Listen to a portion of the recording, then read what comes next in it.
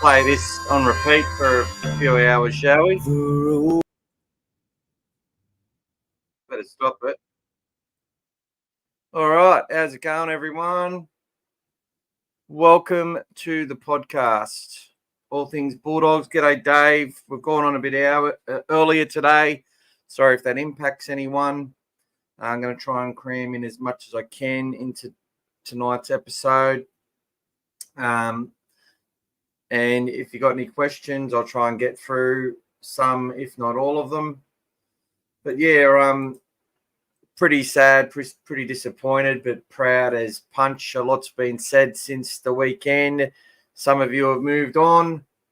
I've watched the game a couple of times. As hard as that was to do, there was still so many positive moments in that match, which showed me that team has the right sort of, foundations to do some damage over the next few years, whether they go up and down a little bit to get where they're going or if they just take an upward trajectory from here.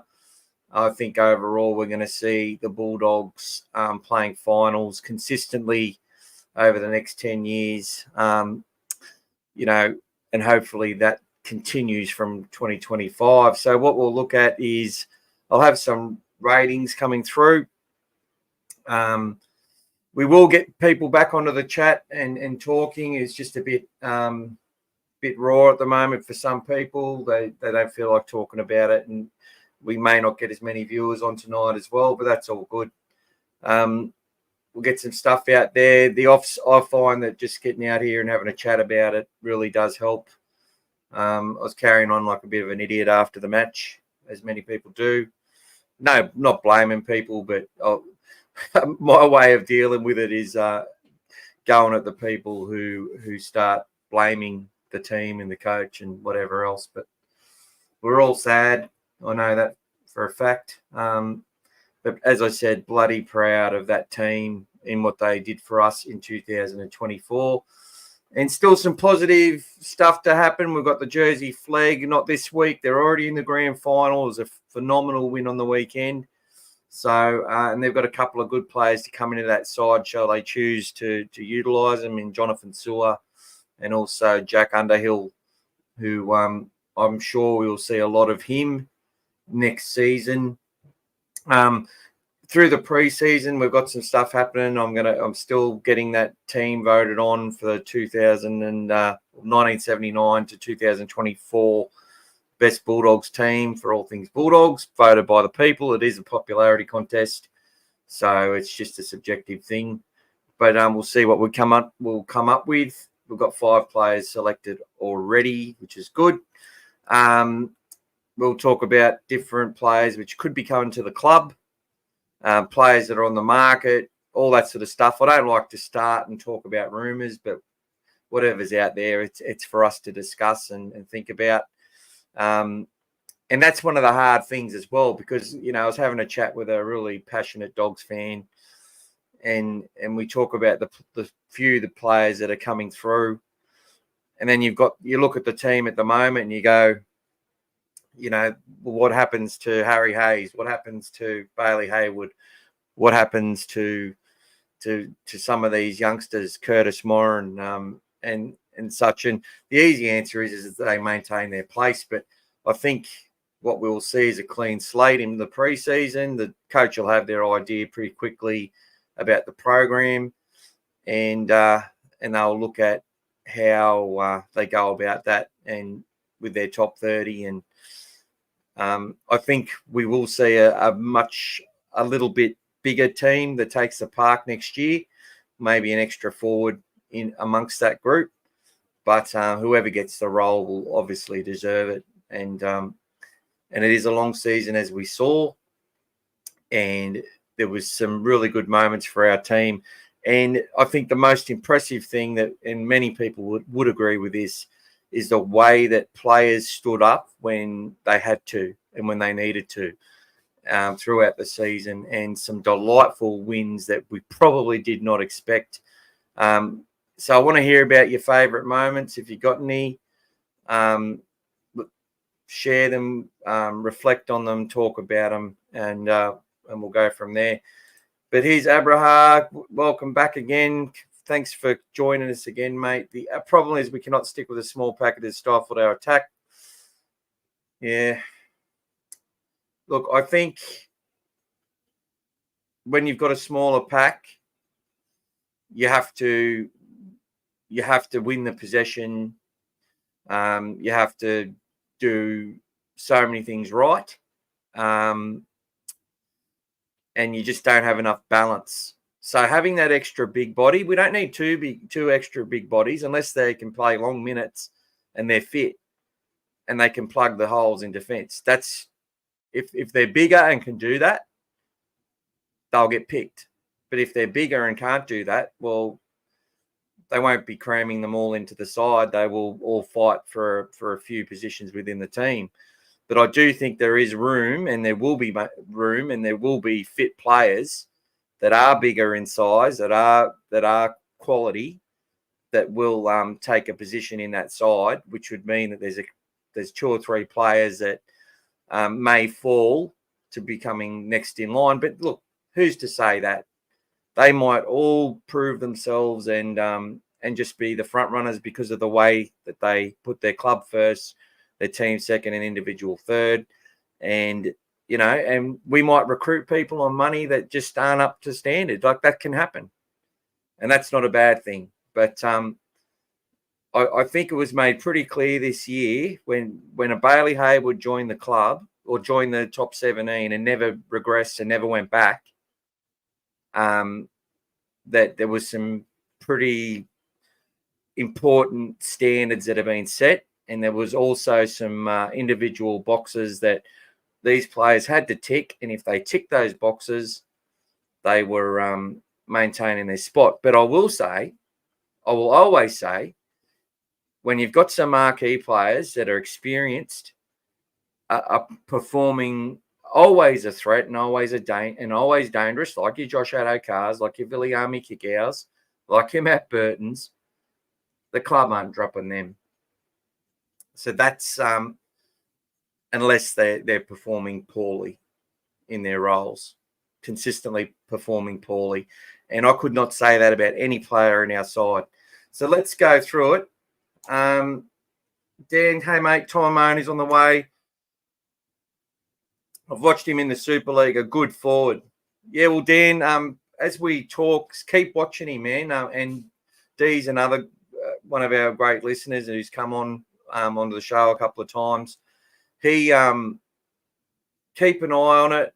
Fans, go watch the Super League. Look, watch the players. Follow the players that are coming across to Canterbury. Get behind those individuals, and hopefully they don't get injured because that would suck.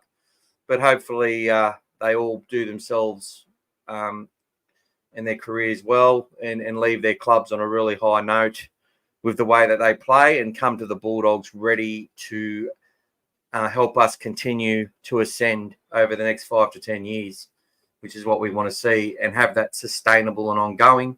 I just go back. It wasn't that long ago. It was 20 years ago, wasn't it? We won the comp.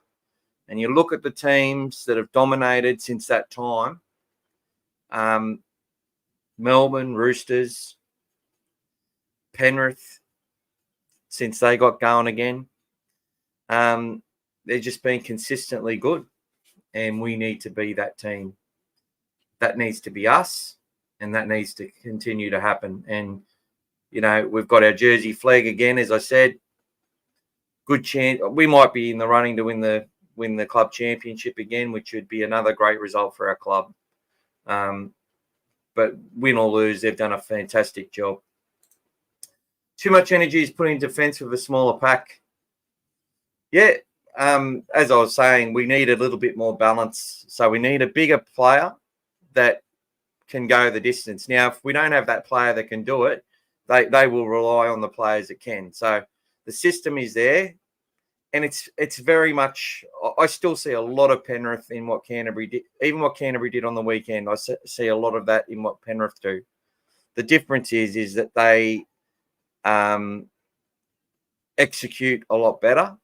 They grind for a bit longer. And they're way more disciplined. And that's where we've got to improve. I felt we've made good ground in that area, but we need to continue to improve. And that's going to take some of our better players having a little bit more poise. And they'll get that because that's what you get from playing consistently at the top. You watch these. Look, there was times when Daly Cherry Evans, where people were like, he's not worth anywhere near what he's on. For the last 4 or 5 years, he's been worth every cent. Had a few bad games, but consistently one of their best players on the park every week.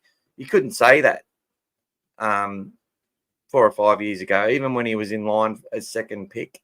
Still a class player the whole time, but never felt he was worth what Manly had to pay to get him back after he'd signed with the Titans. Takes these youngsters a long time to progress. Not Nathan Cleary's probably and Luai and that. They've had the luck of having that core group of strong, solid, talented players around them the whole way through. And then joined by a core group of players that are also familiar with themselves the whole way through. They just have waves of talent. And you think, oh, they're going to fall down the ladder again. And we've thought that with Melbourne on a different sort of level, whereas they bring those guys in, pick the ones they're going to pick and get them into their system. And, and one leaves, another one comes in, get great value. The exchange rate on the Storms players and the Penrith players and the Roosters players are really good.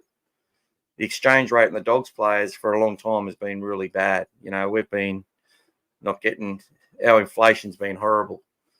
What we've been getting for our dollar's been a lot less, but that's starting to change and it'll continue to change. The halves are gassed at the end of the game. You'll find in the game, though, when your discipline drops off, which is a result of fatigue, so you're right.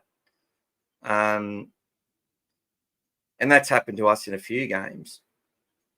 Yeah, it's major gassed, but most sides struggle to defend 2 or 3 sets. And we proved over the season that we were actually the best team at that. Number 1 or 2 at defending within our own 20 and defending repeat sets on our line. And it did take the gas out of us. It did stifle our attack a little bit, but I don't blame our attack for that loss. I blame no one. We essentially should have won. And there was some rocks and diamonds moments for some people that in our side that, look, I look at that first try where that Carraz gets. The dummy half pass from Marnie was beautiful. And then I look at that tackle he does on Garrick. The noise that made when it come through. And then he followed up with it. And because he's clipped him over the top, basically from that point, he's just been shoved off, right? But he got penalised because he did catch him high. And that's a huge turning point in the game. But rocks and diamonds, you cancel those 2 plays out, we still lose. There was a couple of other plays as well, but he's in that sort of position. He's touching the ball more than anyone. He's going to make mistakes. I've watched the Harry Grants. I've watched the Ben Hunts. I've watched them all make the errors. But they have a lot of good moments and they get a lot of help. And there's good moments spread evenly amongst their side. So what we need to do is create more of those good moments. And you're right, we will do that when we have a bit more balance in our squad, which means having a bit more size that can run a bit further and run for a bit longer. And watching the program at work, going through, I did a bit of a exploration where I looked through all the minutes that were played by some of the forwards, and I'll continue that exploration. And you can actually just see how, whilst there was horses for courses on certain games and you had players that were injured and then other players had to stand up over the whole season, to see how even the contributions were for our key forwards was just phenomenal. And to actually look at the minutes they played and how they increased their minutes and then there'd be an injury or they'd plateau, and then the next person their minutes would slowly increase each week. And the way they handled Sam Hughes and had him, come sort of building in spurts and then give him a bit of a break, then bring him in again and slowly build his minutes to a point where he could play the first half of a sudden death semi-final for 27, 28 minutes and contribute in a way that he did. His tackle efficiency over the year was 95%, as was Max King's. Josh Curran, who was everywhere, 92%. And, they just did a phenomenal job as a trio, as our main trio for the year. And with Sam Hughes getting another season under, these big forwards need a few seasons. And we saw what happened to Curran, because when he had to step up for Max King, he was doing numbers that rivaled some of the best props in the comp of all time, right, for a few weeks. But it busted him. He busted his shoulder. So he spent the last 3 weeks playing 35 minutes because that's all he could contribute, right? That's the facts. So, we need more players that can come in. So what we need is for Curran to be able to be that 50-minute player that, whether he starts off as a lock and plays long minutes, or whether he comes off the bench and plays long minutes, it doesn't really matter to me. Horses for courses.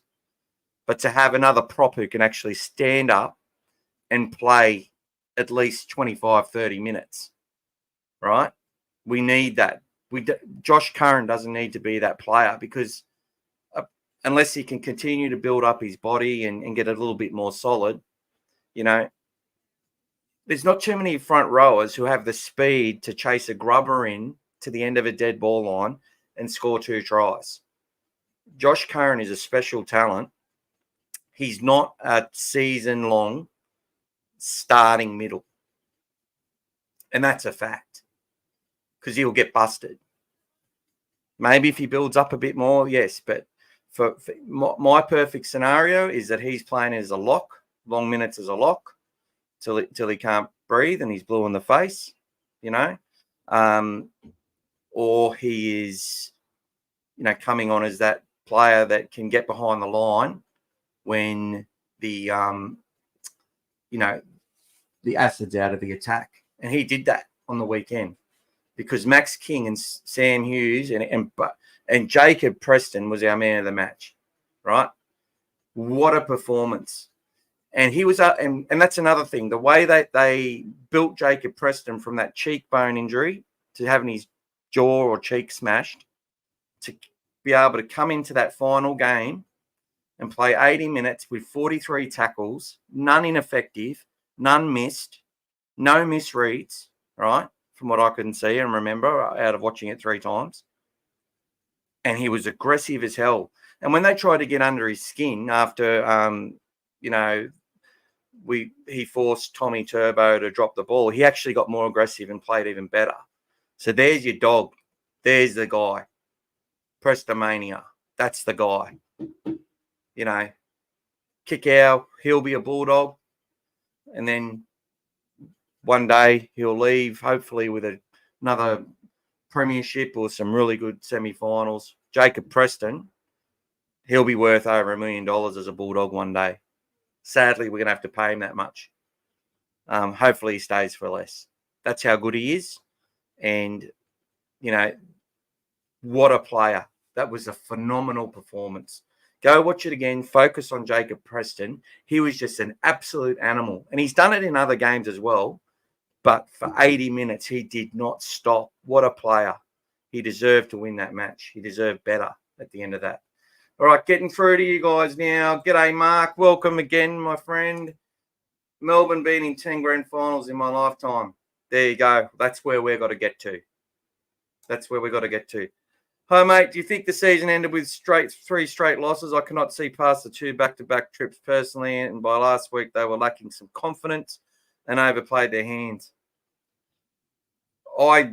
Lee, I respect your opinion. I completely disagree. We had Josh Curran was busted, which is why I only played 35 minutes for the last 3 rounds. Jamin Salmon, you'll notice he wasn't that effective when he come back from his injury. That was his best game that he's played in a long time in attack and defence. He had way more energy with the ball in hand, was making more meters, got away some good play the balls. It's Jacob Preston, the performance he had, and and the minutes that they got out of Max King and Sam Hughes, that doesn't happen if the coach and the club doesn't sort of reset and go, look, the next 2 weeks we need to keep a few players on longer than they need to be in order to get some, get some time into them so that they'll be ready for within a couple of weeks' time. And I've gone through the minutes, and that's such a thing for me, is looking how many minutes people play in the context of the match.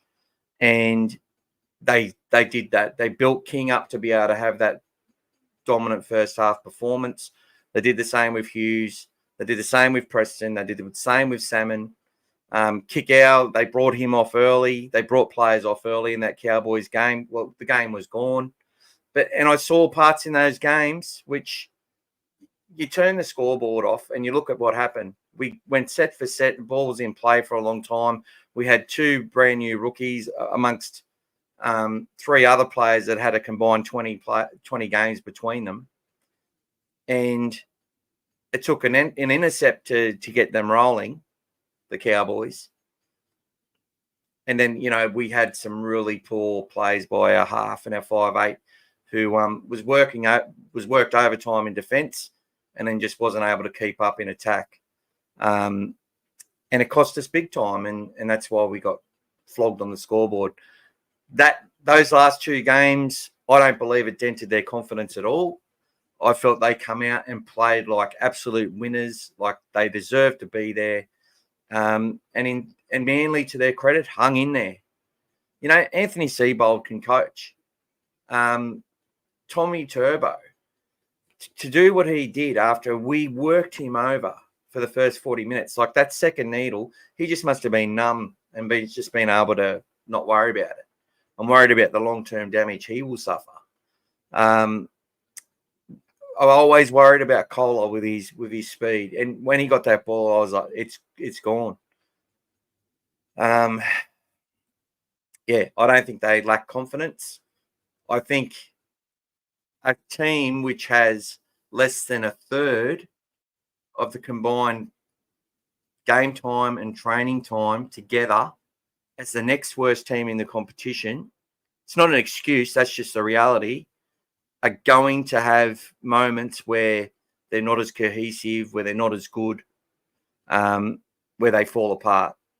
And the very fact that they were the number 1 defensive side until the second last round of the competition just speaks in waves for how well they went. Many people will talk to the headlines and talk to the scoreboard and talk to that sort of stuff and go, yep, we had the toughest schedule. I've said it here before the season started. To sit there and have a shorter turnaround than 18 of your opponents. That semi-final, we actually had a 1 day longer turnaround. If we'd won, we'd be into a 6-day versus an 8-day turnaround for the Roosters. I suppose they deserve it. They finished in the top 4. But look, that's what Manly's got to face. The next worst team it was even. They had 12, or I think 14. For most sides in the competition, it was like evenly spread across the competition. So Bulldogs had a shorter turnaround in 18 of 24 matches. We had the advantage twice. That takes its toll. I don't care what anyone says, it takes its toll, right? To have the second youngest team in the competition outside of the West Tigers. And kudos to Benji for giving lots of players a go. Injuries. We had the more days off from injuries from our, what they consider your best 17 than any other team in the top 8. It was only by a couple of games. Cowboys obviously losing some really key players to long term, has hurt them. But they've blooded so many players like the big fella that's come on. I forgot his name. He's done a really good job. And because Cohen Hess isn't there, he's been getting the minutes. And now he's contributing to them on another level. And it's that next man up thing, So, look, the Dogs had a lot go against them. We definitely had a couple of games where I would say we weren't the better side and possibly didn't deserve to win. And we hung in there and we won. So it goes both ways. Unfortunately, we should have won that final and we didn't. And then you look at players like Sexton and Burton's got big game experience, but he's still only just hit 100 games. So how good is he going to be by the time he's hit 150? And playing like he did this year, where he took a backwards seat. Basically, they're talking about Nico Hines. He needs to go and watch what Matt Burton did this year. Stop having 70 possessions a game or 80 possessions a game and cut it back to 45 or 50. And you watch how much more effective he'll be as a player. In attack, that is. And he'll have more energy in his defence, which will give him confidence. That's been Burton's best thing. And allowing those other halves to take control and then sharing the moments, which they did, and the variation that they brought. Our attack might have been stifled, but at different times. But I felt that we showed a lot of things that we hadn't shown in previous years. And I was very proud of the boys from that point of view. G'day, Dave. So proud of everyone involved in the club, from the staff, the coaches, the players, and the fans. Disappointed in the result. Can't fault the commitment and the dedication. Perfectly said, my friend. Kick-out charge down was very unlucky. If the ball bounced towards him, we win. Yeah, I don't know, man. I sort of felt like that as well. Like when he didn't get that bounce, I was like, yes. I was just like, oh, can we just scrape through this game? Why can't we just do it easily? We look so much better most of the time. We're handling them. We're driving them back. They're playing into our hands. They're tired. They ran it on that fifth, That ball gets in Kickout's hands. We score a try. Even if we don't score from it, right? Even if we have a set of 6 and then Manly, their forwards are forced to go back and defend, that might have been enough. But that extra set that they got, it all just took its toll in the end. It all just took its toll. G'day, Valerio. Nice to see you back on here, mate. You're driving home from work and looking forward to the analysis. Thank you, my friend. G'day, Sub. The game pretty much summed us up this year. Better side than where we finished, but a bit of inexperience lost us some games. Some inexperience and also some brain fades from some people with a bit more experience. But in saying that, the amount of effort they put in, that's one of the things that can happen. Players that get fatigued and do too much can make mistakes, and that's what happened. So excited for the future, Dave says, and he feels this season we really excelled at building a foundation and culture that will be stepping stone for sustained future success. Perfectly said. Abrahaz, he says that it wasn't really an experience. It's just unlucky. A lot of people did not realise the wind was very strong and pushing towards the Dogs in the first half, and it made it hard for Burton to kick bombs. Yeah, the wind in the Jersey flegg game was absolutely ridiculous. It wasn't quite as bad at Homebush. We peaked a month early. Yeah, Gus said that as well. I don't know. I think we were healthier a lot early, and they really had to manage the minutes and manage things to get us to that point of playing the final. Once we were in that final, g'day, Chopper. How you going, mate? Bloody hell, Chopper. Chopper's just given a super thanks. So thanks a lot, mate. so glad. That's unbelievable, mate. I'll pay that forward for sure. We were great this season, gutted at the loss to Manly, but these are the lessons certain players need to learn. Lack of discipline, some mistakes where you can't make mistakes, but to have the season we did, we will be feared again. Proud Bulldog. Mate, that is an absolute champion comment. I've got a shiver up my spine reading it. And that's not because it's Chopper, because it's my favourite movie and one of my, I love Chopper. So, what are you doing, mate? What's wrong, mate? Anyway, yeah, I cannot believe that, man. Like, you're 100% right. We made the mistakes that are just unforgivable. And it happened a few times in the season as well. We just got punished for some of our errors. So there you go. But one thing I did see is that in the last 2 games, we did try to take a few shortcuts. There were far less shortcuts in that game, but we did overplay our hand, which fell into the hands of the opposition and cost us a real shot at a prelim, because I think we would have turned up for the Roosters as well. We've still got a shit hot side. Unbelievable. Thank you so much, man. That's just, I cannot believe that. Let's get back to it. No, it's a bit of inexperience at the back end of games in the halves, and they'll learn a lot from this. Yeah, it's definitely there. Definitely there. Like, and this is what Gus was talking about, this, the Shane Warne effect of just bowling that leg break. When things aren't going right, you just keep bowling that ball, which eventually makes batsmen play, or they get to a point where they can't sustain having to let it go or defending it. They've got to either attack it or they have to, and that can bring them undone, you see.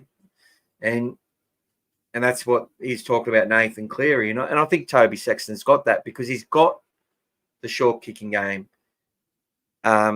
He's got the running game as well. And he did try to. Someone said that he wasn't running the ball. Like, he ran the ball as much as Burton for nearly the same amount of meters. Some of that was forced because they, off the slow play the balls, which you get in finals and big games, the edges get crowded, and they're able to rush up, and the halves and the lock sometimes are forced to run the ball and go again. But look, he'll learn a lot from that. That's exactly what he needed. He needed the season the way it was panned out for Toby. Said it millions of times, and hopefully he's so far ahead of where he was this preseason that he starts in it as our 7 for next year, which I think he will. I do think he will. Whether he'll be a Bulldog beyond next year, I think will be up to him more so than our club. Gav Bray, welcome, Gav. Really sucks that our season's over, but everything the boys experienced this year is only going to help in the long run. Super proud of the entire team. Yeah, Gav, I remember one of your comments that we were gone, sort of thing. I'm sure you would have been really happy with the way we were playing that match. In the end, the result went, we lost, we are gone. But I was so proud of them, and many people share that sentiment of how they went. Raiders game, your Magic Round, definitely one of those games. I went and watched that again, actually, as well, a couple of weeks ago, and it wasn't, it was, definitely was far from perfect. But I think what's annoying with those games, and you watch the South Sydney game as well, is you look at Canberra in those games, they really didn't throw anything at us. Like, they executed one really good left-hand set of 6, realised that we were short down an edge there and targeted us, and executed really well when they got the chance. And then you had that sort of break in play where they had Trey Mooney offloaded 3 times in that set, just threw him out the back, and K.O. Weeks runs through and then play the ball down to the line. We're backtracking. We still nearly won that game, and we weren't. But the opposition will face them weren't that good on the night. And I think that's what's most disappointing in those losses is when you're losing to a side which isn't throwing much at you. It's frustrating. And I sort of felt like that with Manly as well. Like we didn't give them the opportunity to throw much at us. We were containing a lot of their stuff. And, but some of our own errors, not to mention the fact that there was two blatant things that went against us, which led to their tries. Not to mention that some of those penalties against Reed, at least one of them could have went our way, which changes the whole thing. It's at the end of the day, it is more on us though. We can't sit there and as disappointed as I am and frustrated by that loss. We've got to learn from it to be better. Burton and Sexton have played finals before. Yeah, but Sexton played... The Titans won 10 matches that year, mate. I'm not just dismissing what you've got to say. I'm just putting it into my context, how I see it. He came in late in that season. He was young. It was just what they needed. He was fresh. He was energetic. He had no fear. Then they let Fogarty go, right? They went all in with Sexton the next year. Gave him the number, which young half, you're the 7. Same like we did with Flanagan, you're the 7. Robinson did that with him too. And it doesn't work out. Then he finds himself in reserve grade and having to work on his game and build up his confidence to get back. And played 5 games for us. No fear. Come in, won the first game against a really depleted South Sydney after we got flogged by the Knights the week before. Just what we needed. Played pretty well. We were looking pretty good against the Broncos at Belmore and Josh Reynolds' day before Toby got injured and had to go off with a head injury from what looked like foul play. And then he starts this year in reserve grade, but he was definitely a half. And I think he starts as a half next year. And he's now had a couple of finals games under his belt. And as sad as he would be from losing them, he knows exactly what he's got to do to improve. So really happy for him. And Burton has won a grand final. So no doubt. But he's a 5'8". People saying he's a centre. He's definitely not a 7. They're only going to improve from that. They've got excuses. They are young. And both of them, they did some good things in that match. But they're going to learn from it. Definitely going to learn from it. Loads of experience from DCE and Turbo, just took the game in the last 15 minutes. You could say that as well, 100%. Yeah, but Tracy's rather experienced. Yeah, but he's been a fringe player a lot of the time. So he's never cemented himself in a side because they've always had that preferred fullback that's held their position or their preferred half. So, and Tracy didn't let us down at all. Like, people coming up because he had the ball taken off him by a real freak talent who then throws it forward. Somehow he was the blame from some people. I felt he was one of our best players on the field. He misses that tackle on Kohler. I'm not going to blame him for that. I reckon Dylan Edwards doing the work he would have done in the game. I reckon he misses him as well. But that's just my thoughts. I reckon Tedesco misses him. Reece Walsh definitely misses him. You know what I mean? It's not about what about other people, but I felt that Tracy was one of our best all season. Yeah, just need to find the right kicks in the last 10 minutes, but couldn't nail it, but super proud. How many doggies are going to make the Kangaroo squad in my mind? Good question, Lee. Thanks for asking that, mate. I think Matt Burton is a chance of making the squad. Josh Adokar won't now.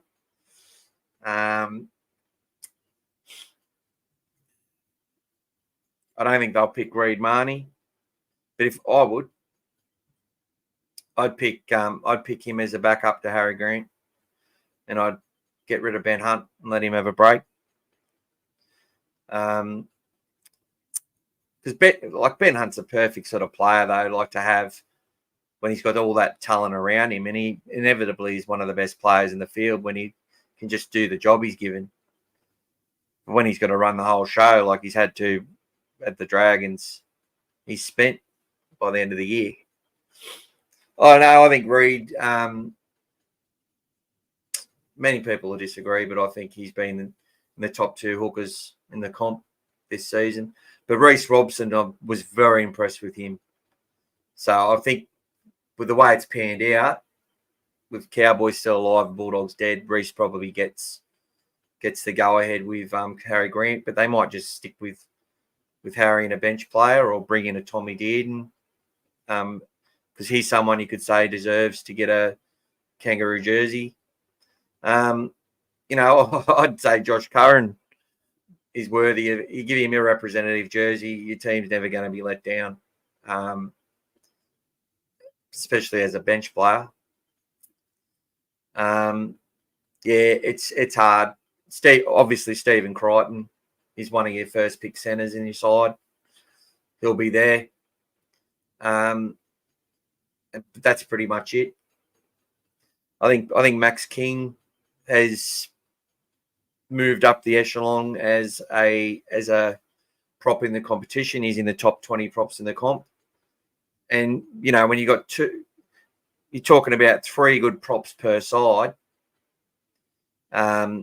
You could name Max King as a for me, if you're in a top 8 team and he was your second hit up man, he would work in tandem with another great prop really well. So, but he's not going to be on the radar. I think Jacob Carraz, statistically and what he's done throughout the season, deserves mention.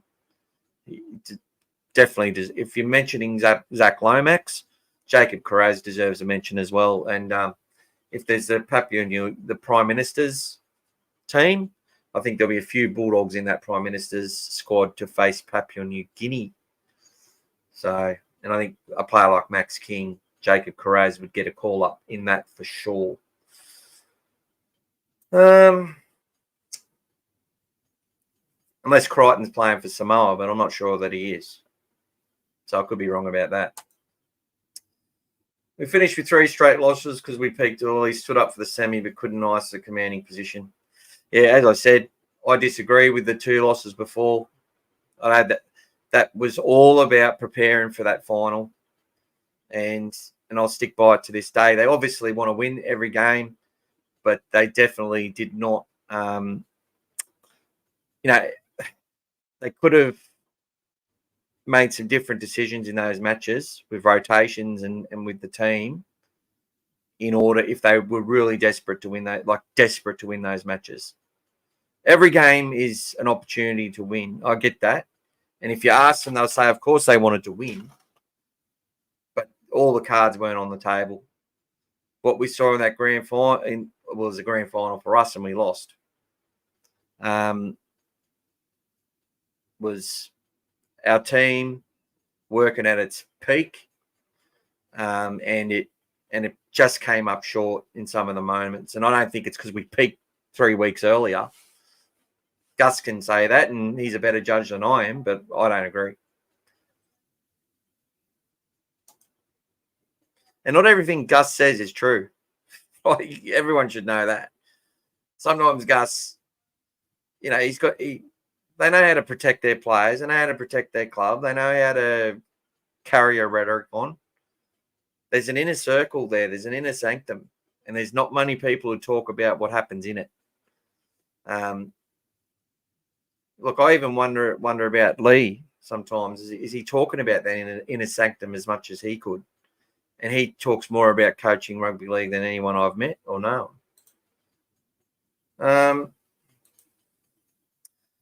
Thanks for joining too, Chopper. Chopper's just joined All Things Bulldogs, which is fantastic. Thank you so much, mate. Anyone wants to do that, they can, but I don't need to cover costs. I don't do this for money. But it's but yeah, much appreciated. I love it.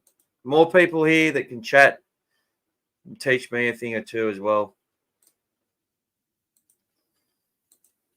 You thought we didn't use the wind well into the second half. Yeah, I agree with that, Subby. Is that you, Paulie Walnuts?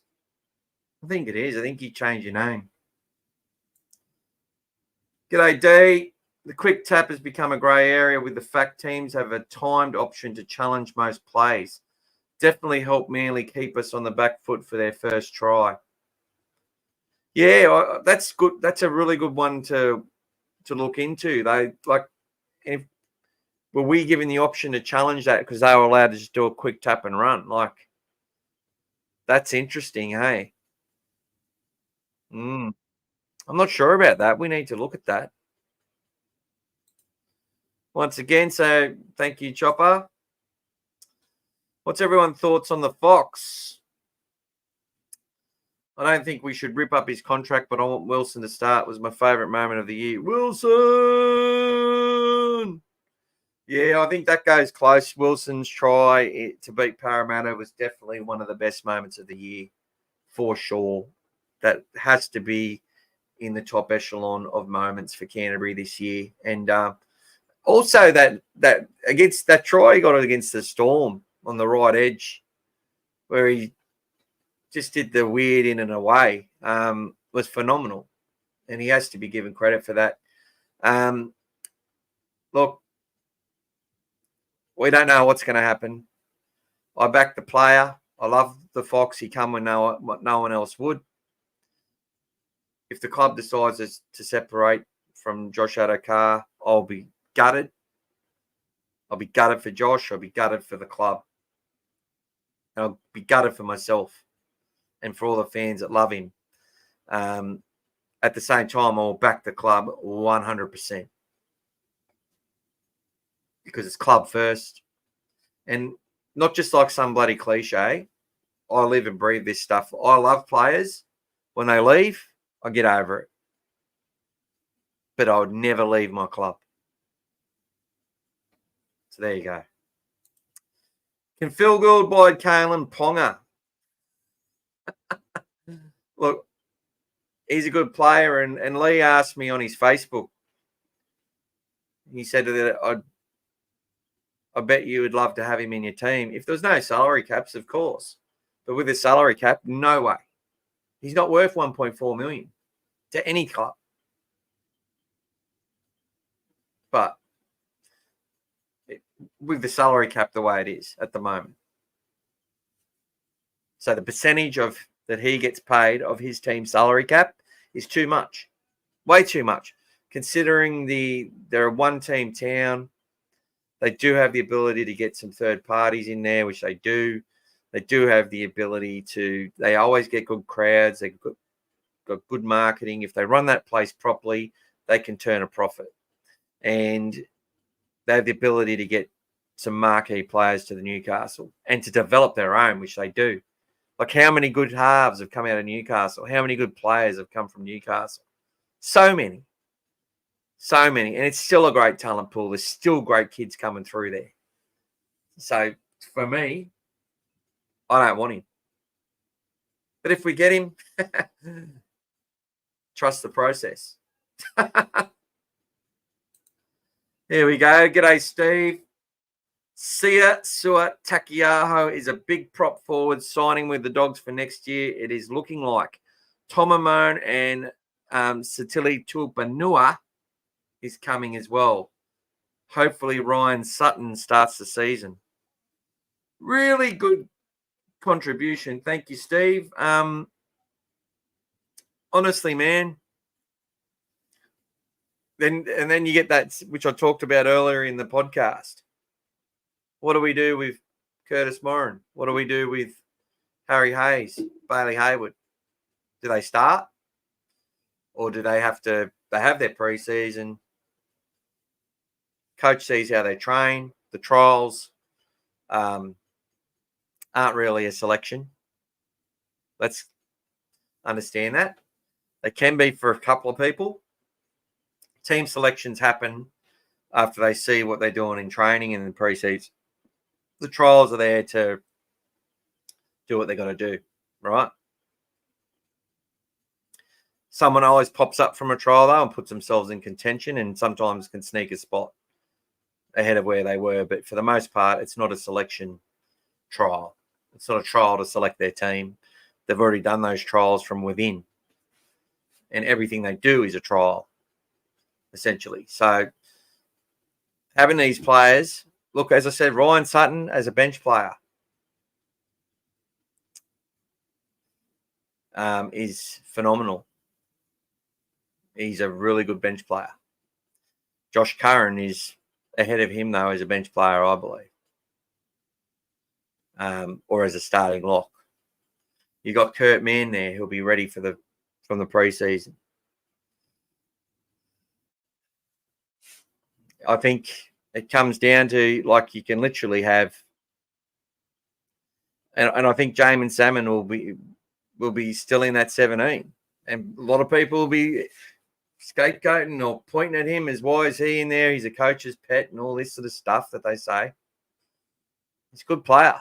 He proved it on the weekend, and he's experienced. But if we've got better players that stand up and contribute, that's what'll happen. Chopper's come in with another. Oh my God. Thanks, Chopper. Is Jacob Preston a future captain? Whether he gets the C on his back or not, right? Whether Jacob gets the C on his back or not, he is a captain. He is a leader of our club, and he's already doing it. He will be prioritised ahead of some others. And look, and knowing that a Satili Tupanua is coming to the club, he'll lift his standard even more. Nothing will be taken for granted by that kid. He's not going to expect that he's first picked or what. They'll pick him on the bench. He won't care. You can tell that's the way his mindset is. I've got to be better. I've got to do better. And that's a captain. That's what a captain would do, right? So 100% agree with that. Going back to what we were talking about before. Yeah, look, you've got Tom Amone. We've got to see what he can do. So watch his games in the Premier League. Tell us what you think when you get to come watch. Remembering it's different competition, but what's his efforts like? Is he effort upon effort? Or is he, if Takiaho comes to the club. Now, I can understand when people are concerned or don't think we should be buying that player. I don't think he'll be getting the money that he was on at Catalans, which was $500,000. So we won't have to worry about that, thank God. Yeah, so look, I think he will. It's just hard to know. I think Takiaho comes into our squad. Maybe he starts. Maybe that's competition for Sam Hughes to keep progressing.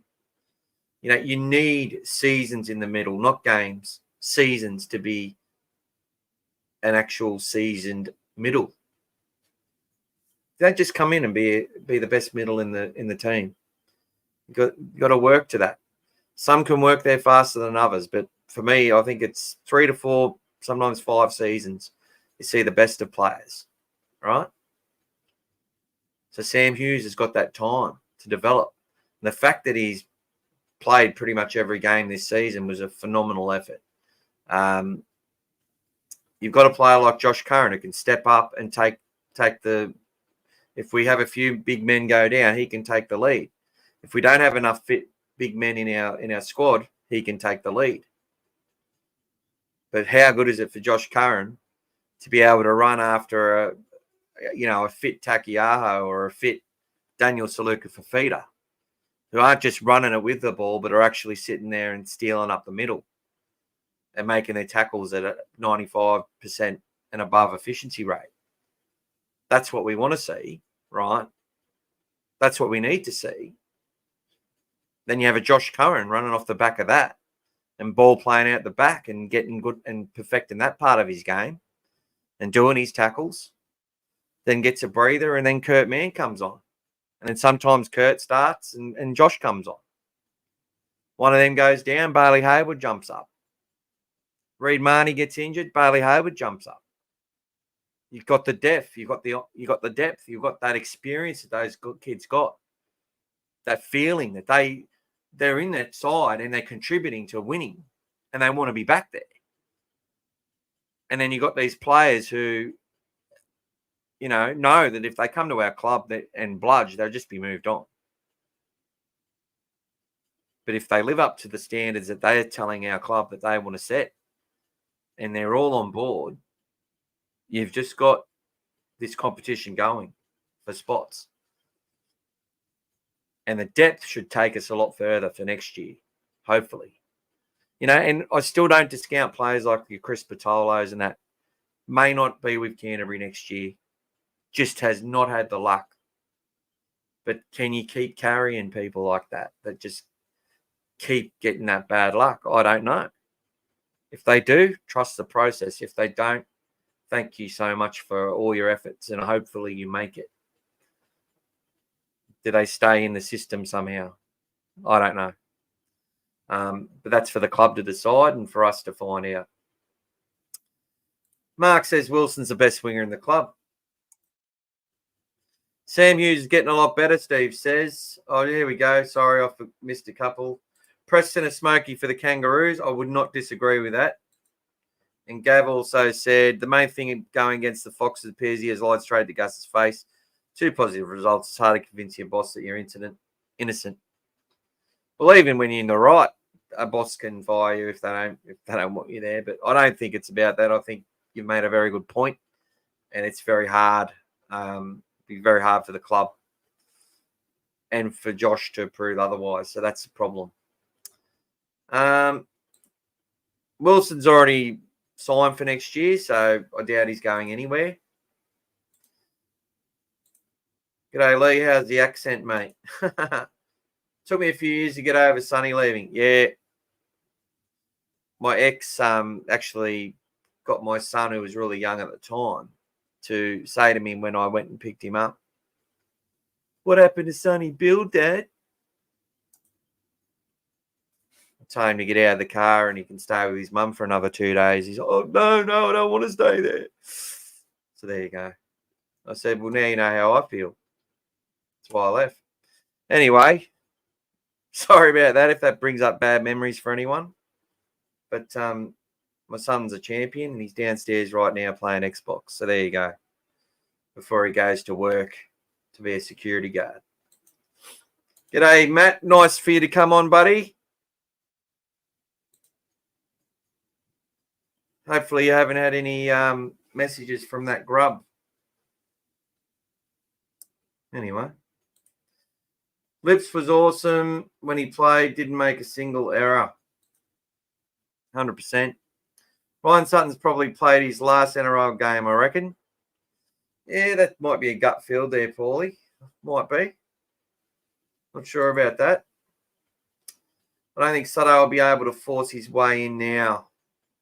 Well, we'll see, mate. If he's hungry and he wants to keep his career going, that's what they've got to do. They've got to at least show that they've got it in them and they're trying to drive standards. And I'm sure he'll get an opportunity in New South Wales Cup and he'll get an opportunity to prove his worth if he's still able to play and still wants to play, because they've got to think of their future, yeah?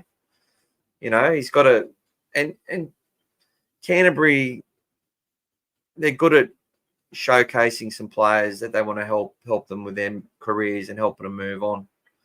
So there you go. Yep.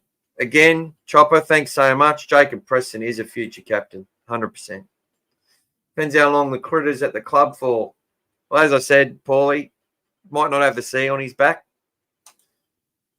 but leadership's an action, not a title. And that's how I see it. CO was always getting signed. He has been at the club every day for 2 months. He'll be on around $350K a season. And I think that's fair enough. and not overs and still gives us money to pay others. and we're upgrading young players. We're keeping young players. We've got Jack Todd. We've got Jack Underhill of re-signed. Lipboy Hopboy. Harry Hayes is re-signing. There's a whole bunch of them. Bailey Haywood's in the top 30 next year. You know, Oluwapu's there for a couple of years. There's a lot going on with the depth in our club. And hopefully they just keep pushing each other further and further to greater heights. That's all you can hope for. And whoever wins the argument gets to play in the 17 on the week. So there you go. Sam will be shaking hands with the reserve grade coach. Yeah, well, Mark, you love to make these bloody statements, don't you? And I don't know about that. But if that's the case, that's the case. You don't rate him, but I think, you know, luckily you're not a coach. Dogs can make a play but you should try and coach the referees, Mark, because I reckon you see a lot of refereeing decisions the same way I do. So we have a lot of common ground there. Dogs can make a play for Matt Lodge. He's been very good for Manly. Yeah, I felt he's improved for Manly, but I would not employ him at all. Just my personal opinion. You can't do what he did and play for Canterbury. I don't think he should have been allowed to play. But that's my thoughts. No, thanks, mate. He has been quiet. Don't discount Ryan Sutton, fully fit. He is aggressive. Yeah, well, that's 100%, Matt. The way his one-on-one tackling is phenomenal. And when he comes on, he can make a good run. A good run through the middle. He can make a good run. Probably can. But yeah, off the back of that energy early, you know, you've got to have that platform laid. Having him and King start last year under that new system, they struggled to keep it together, and it was tough for both of them. They knew he was tough, and they knew that he needed an opportunity to prove himself. But you know, it busted him pretty quickly in that role. So that's the thing. It does. It busts players. It doesn't matter how much heart they've got. You stick them in the middle, you get them taking 10 to 14 hit-ups a match and making 30 to 40 tackles a match and playing 50 minutes. Suddenly, their body that was pretty good when they were coming on doing their 30 minutes and 25-minute stints is suddenly got to be put through a whole new level, and that new level is hard to sustain. Hence the example of one of our best players for the season, Josh Curran. It broke him having to do what he had to do for Max King.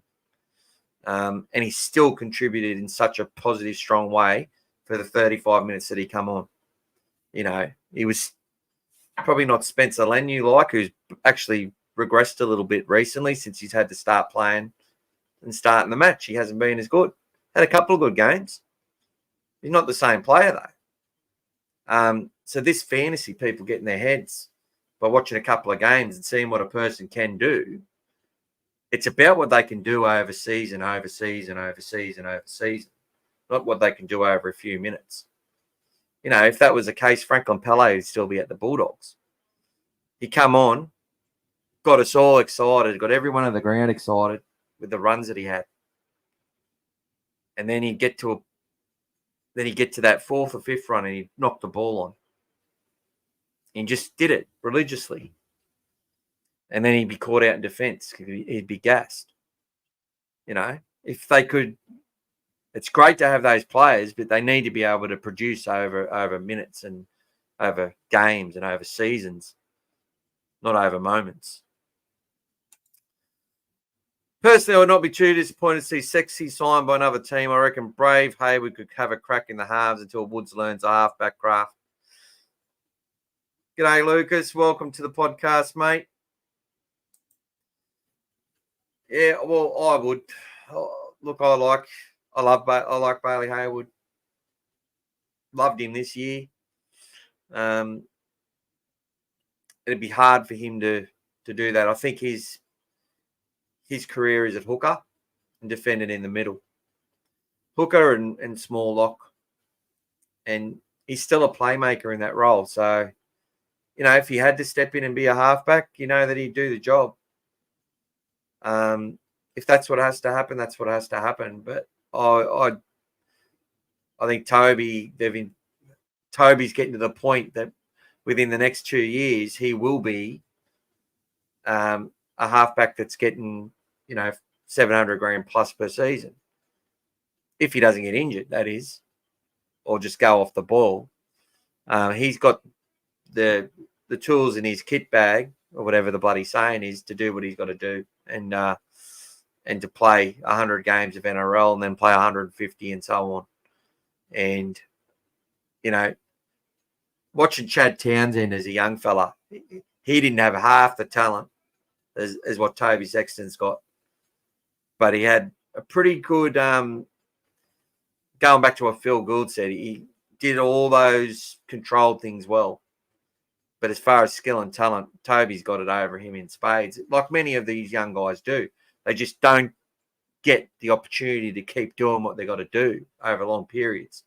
I don't think we'll see Mitch Woods play next year.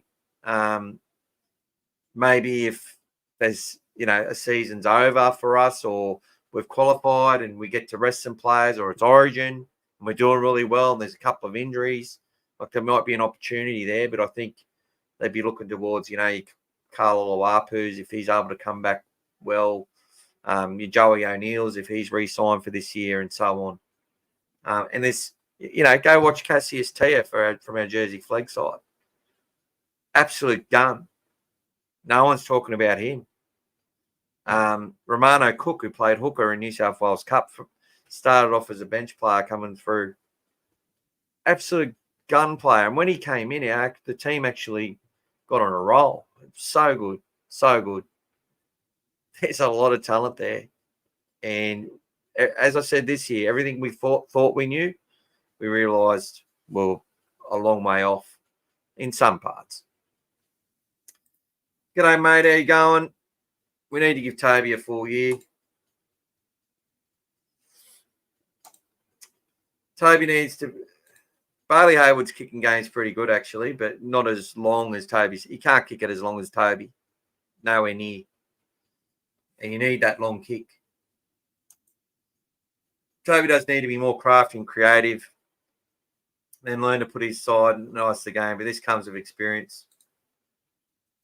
Matt, I think Carl Oluwapu will be playing in a small lock role. And look, when I look to 2026, 27, I'd have no doubt that if these two kids are wearing blue and white still, that Carl Oluwapu and Bailey Hayward would be sort of, maybe Kurt Mann's moved on by then, and those two are sort of playing in that role. Like the Broncos were going to turn Carl into a hooker because of his size and his body shape and his ability to tackle, and the fact that he can play what's in front of him and what he sees, and they know that he's got a football brain. They're not stupid, the Broncos. They're not stupid. So if he can do that, he can fulfill those roles as well. Like, we've got a pretty good footballer there. They didn't buy him for nothing. Did I think that his inclusion helped us last year? I don't think it helped us last year, but I think it might have helped us in the long term. Exciting times ahead, 100%, my friend. Paulie reckons his best position is 13. I think his best position will be 13, for sure. Love this chat. Damn, I love the Dogs. Wonder what the plan is with Daniel Saluka for feeder. Steve, I think we get to see what happens with the preseason. How many minutes is this guy going to be able to play? He's going to need to be able to do 20 to 25 minutes to be in our team. If they bring him in because they know that's where they're going to get him to, and sort of making that number 17 and give him 15, 20 minutes and slowly build him up. That's maybe where he starts, but that's that sort of player. When he was playing at South and at the Roosters, he was starting to build those 30-minute, 40-minute games. and he could be someone that turns into a real enforcer for us. And I'm not sure if there's a huge appetite for them to be going and signing an expensive prop. But when Gus says, "Oh, our top 30 is pretty much settled," I sort of thought, yeah, he's just throwing them off the scent. But you never know with Gus, do you? Carl did what he did last year, no preseason as a teenager. He did pretty good. A few more big bodies next season, 100%. I agree with you regarding Curdy. He's been fantastic, but he'll be 32 at round 1 next year, and I'm not sure they will renew his contract. Yeah, I doubt they will, but if he's giving us value and we're climbing, scaling the ladder and continue to go up, and he's one of the players contributing to that, well, he probably, gets to renegotiate and maybe leaves on a bigger deal somewhere. As long as he's putting in. Knowing that he played a lot of games as a utility, he's played in the back, so he should have a relatively. He's still rather fresh, is what I'm saying. To play in that middle and do things, and his leg speed we missed that. Although Salmon was a lot better and playing off the front foot, Salmon goes good. And anyone doesn't think that. Anyway. They're not saying what I'm saying, put it that way. Good question, Valerio. What about Pawasa and Katoni? Well, I think Katonga, he's with us next year. Now, he had some really good moments in New South Wales Cup this year. He was one player that, that Melbourne game, I was so invested in it. It sort of felt like a final almost. Well, it didn't, but you just love beating the Storm, you know what I mean? And we could have beaten him, and he didn't get a hand on that player, and that pissed me off. But that was just me being angry at the TV, but he bounced back the right way. He went back to New South Wales Cup and, scored some tries where he just dusted people out of the way because he was that angry that he missed that moment. And in first grade, and the fact that he'd only played 12 minutes and he was gassed against that Melbourne team probably meant that they're like, well, no, you've got a long way to come. But if he can get seasoned and do it with and without the ball for longer periods of time, he will definitely put his hand up. But that's the big question: can he do it? In regards to Pawasa,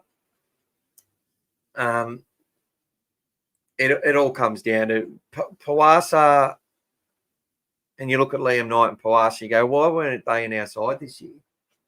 And they had some really good games in New South Wales Cup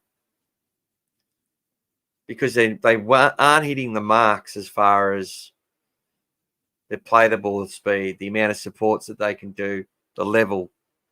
Comes down to all these things that they're assessed on, right? To know that they're going to be able to make those tackles when they count and play the minutes they need them to play, which is why they kept going with workhorses and with fitter players that could get the job done and make the tackles and get the scramble done. Ideally, we keep the majority of our gameplay and strategy the same, but it's got more balance there, so it's not as dependent on the scramble, if that makes sense. That they put more players down on the first contact and are able to wrestle that way, not have to rely on 3 men in the tackle, leg driving someone back multiple times per set, which does exert a lot of energy. It also takes energy out of the opposition. You got to understand that as well. It's like, you're playing a game and you've got the energy bar and it's got so much and it's slow and it's a closely run thing, such a closely run thing. So we'll have to see what they can do and whether they will. Building a lot of depth in our club competition positions will be great. Yeah, it will. And it's going to make some of us happy and some of us not so happy. or a lot of us will be right and a lot of us will be wrong. And we'll all be right and we'll all be wrong at different times, I'm sure. G'day, Ross. Welcome again, mate. Great year for the club and great interviews, mate. Maybe get your mate Turvey, the Archbishop of Canterbury. Oh, I'd love to. I wish he was my mate. I'm from where he's from, but yeah, he's Turvey's not doing any interviews, mate, unfortunately. But I'd love to. I remember wearing my Turvey Park jersey around all the time. I had that, and I had the Cootamundra jersey, which my sister turned into a Bulldogs jersey. It is a Bulldogs jersey, but she, got rid of the part of the badge and made it say Canterbury and embroidered it and stuff. So there you go. Back in the 4 days. I like some of the efforts on the weekend. I'm sick of the criticism he receives from a minority of fans that make a lot of noise. Yeah, I agree with that, Matty. 100%. He's definitely looked to cut above, and 100%. That's why I talk about the last 2 rounds of the competition. He wasn't at that level, and a lot of them weren't. They were building towards what they had to do, and we nearly got it done. Nearly got it done. Sam played well on the weekend. I actually really like him. He's actually a massive Dogs fan since a kid. He's got the dog in him. Literally. He's a strong-gutted dog. Mark, do you reckon he starts before kick-out Preston, Tupanua and Curran? Jamin Salmon, trust the process. Iron sharpens iron. There's a place for Salmon in the squad some weeks and maybe not other weeks. We've just got to see. What I do know is that out of those 4 players, they're all going to have some injuries at certain times. And Jamin Salmon is a pretty handy backup to have. And they're pretty handy backups for him if he's doing really well. But, when it comes to athletes, when it comes to execution and it comes to strike, the 4 players you've named are class players and worth every cent that they get paid by the club. Jamin Salmon is going to put pressure on those players, no doubt. But am I having him in my team before any of those? Not sure. I really like Kurt Mann, and I like young Bailey, and I love Curtis Moran, and I love Harry Hayes. I love the club more, though. So we'll see what happens.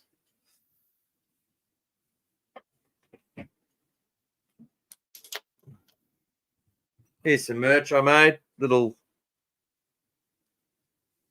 Only cost me $4. So, you know who I love? Billy Army Kickow. And I've got another really good one done from the Anzac Day photo of Marnie and Burton. Really good picture it is. And it's going to look good on my wall. So much interaction, guys. Great season for such a young squad. Will be a great learning curve and will be a lot better for it. 100%, my friend.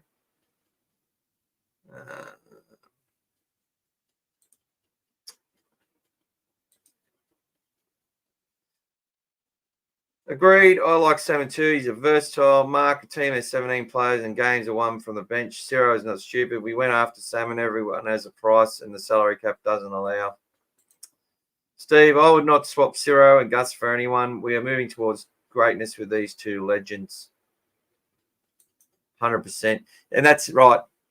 No one, there's no player with the wisdom. There's no person in the game with the wisdom and knowledge that Gus has. There's people that are just as smart and influential, definitely, in their own ways as well. But there's no one out there that loves Canterbury as much as he does. Now, he loves the game more than he loves Canterbury. I'll tell you that. And he loves Penrith still, and he has a love for the Roosters. But he loves the Bulldogs. So we're not going to find anyone else as strong as him and with as much knowledge as him to help us than him right now. That person is developing somewhere, and we may see them emerge at some point. But right now it's Gus, and we're lucky to have him. And Ciro, good guy, learning some lessons along the way, of course. But he knows how to manage young talent and manage winners. And he comes across as a very articulate, nice guy, no bullshit. But yeah, he doesn't suffer fools either. He's not soft, put it that way. Halloumi, Olakawatu, and Latrell Mitchell were Dogs juniors. If only we had kept them, what could have been? Yeah, we could say that about lots of players too, mate. One thing I was going to do is just go through the amount of teams that the Penrith team could literally field that come through the Penrith system, right, and are playing in the NRL.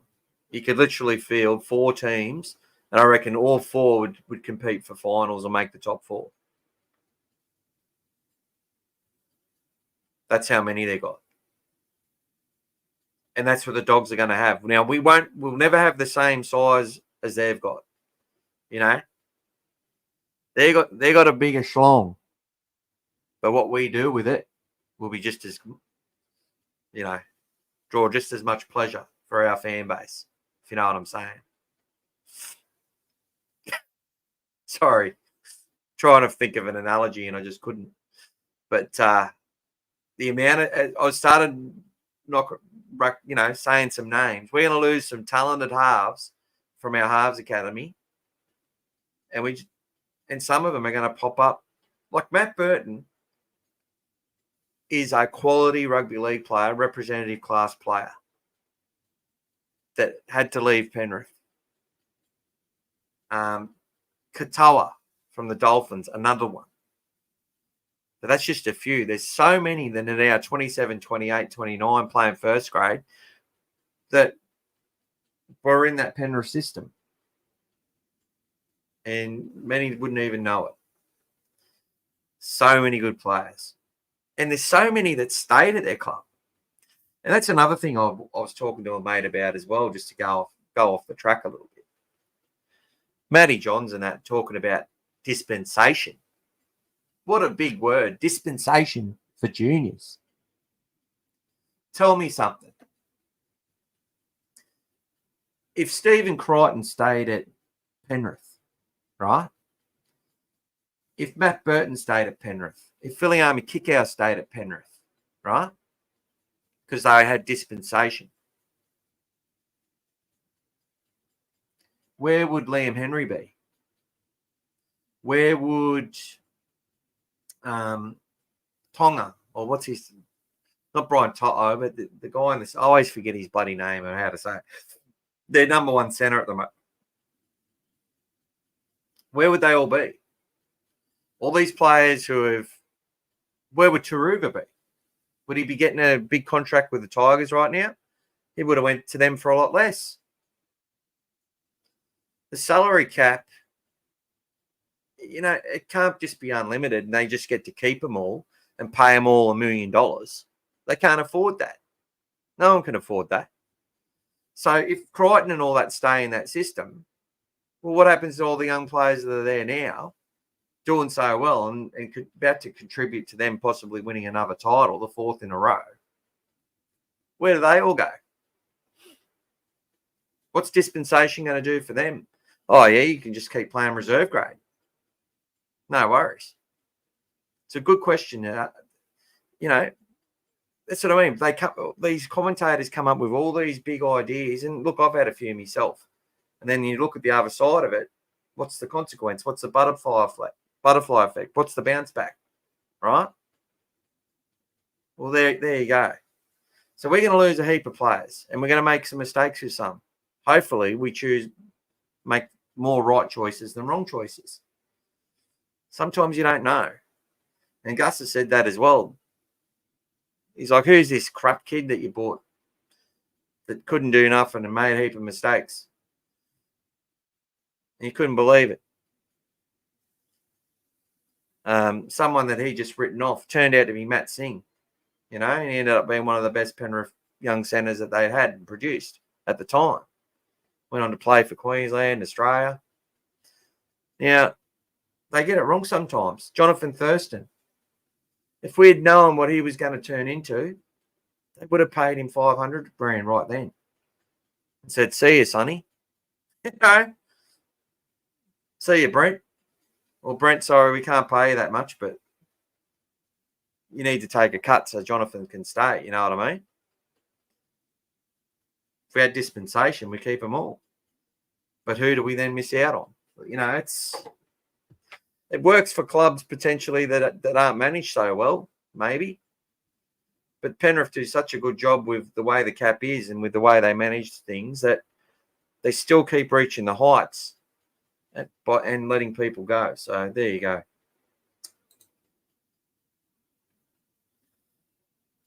I think Ola Kawatu is a from the Bulldogs area. I'm not sure about Latrell. I think Latrell will come into our system at some point. Hamali is a Guildford boy, Parramatta.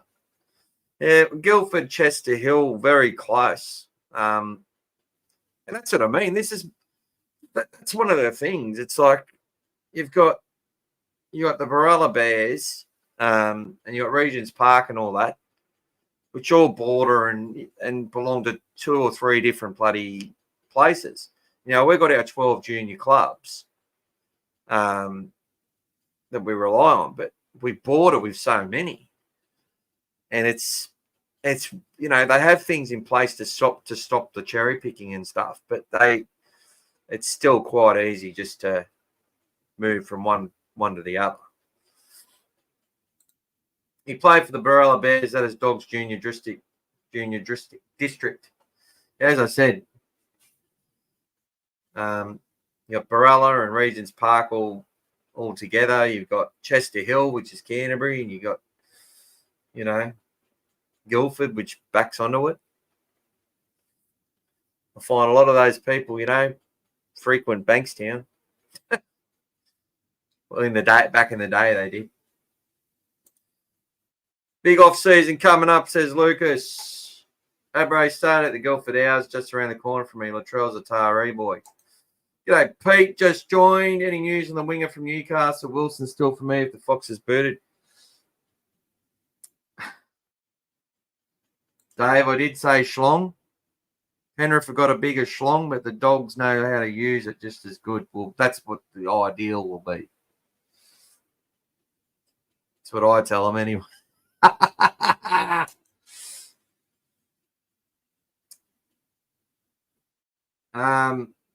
Wilson still for me if the Fox is booted. G'day, Pete. Yeah, Chihuahua. Trust the process is all I can say. Watch it. Like I sort of look at this and I go, when you watch, there are players that you watch and you're not seeing it, right? You're not seeing it. You're not feeling it. And I think that's what players have when they're watching some players in our team. Like I can see it, by listening to them, I know they're sharing that same feeling that I have about some players. I just don't voice it as much, right? And I think it's almost a position of strength not to voice criticism at people just because you think they're shit. And Ari Tuala, when his name lines up on the opposition sheet, I look at our Canterbury wingers and go that we've had this year. If it was Wilson and Skelton, I'd be more excited about them playing than him. I'd be definitely more excited about Carraz and the Fox playing than him. I've always seen him as one of the weaker links in their side. But in saying that, he's had some really solid games where he has worked his ass off. I haven't seen the skill. I think people felt similar things with that. The player went from South Sydney to the Roosters. Now he's gone somewhere else to Manly, like that Jackson Polo. Maybe. I don't know. He just doesn't give me the feels. But if he's earned a contract there and goes in and does the hard yards and earns his way into a spot, we'll know if he we'll know by what he does. So obviously there's a reason why he's been hired or employed, and we just got to trust that process because we might as well. Unless we're making the decisions, what's the why did we sign this player? Calm down. Yeah, I said schlong, brother. Who they only kick out was the Cowboys junior. That's it, Targo. Thank you, Lucas. Welcome, Scary79. I went on a lot earlier tonight. Sorry about that. And sorry about that, Pete. But I have to finish a bit earlier tonight. Matty John's a hard dispensation. Here's a muppet. It's not just about the players. It's about the culture. Penrith have lost 19 players in 4 years. And they'll likely win the comp again. Yeah, and we go back to 2015, how many they've lost that are playing still. You know, unbelievable. Honestly, it's probably better just to sacrifice 5 to 7 years for the juniors to come in and then we can win 5 in a row. Well, look, man, when Gus joined the Panthers, they did a clear out. They bought a lot of these working class players. They made a prelim. Were able to get Soward, and they had, Petro and the like. They were able to get some pretty quick success. And then they sort of had to wait. Then they went and found those juniors, got them believing in the culture, got them learning everything right. Serrato got in there with them. And then it was a lot of, let me say it, like some really good kids coming through, winning comps in the juniors, which we're seeing with us. But the first grade was sort of inconsistent. And I remember when we played a trial, it was literally our reserve grade side versus the Penrith first grade side pretty much. And Kickout played in that game. And our boys won 40-4 or something. Going back a few years. And it was big, and everyone, and, Buzz Rothfield, he wasn't on NRL 360, but he was calling out Gus Gould and it was his fault and rah, rah, rah, rah, rah. But yeah, it could, if we go align with what Penrith have done, you get this spike and then you get this petering off and then you get the rise and then you get the sustainability. And how long can they keep it there? Gus has made himself redundant at that club. They're doing they run that salary cap. They understand it. They understand it as good as he does, if not even better now. And that's what the idea of Gus is to be able to create that system, to work that salary cap, to share that knowledge, so our club knows how to do things moving forward for a long period of time.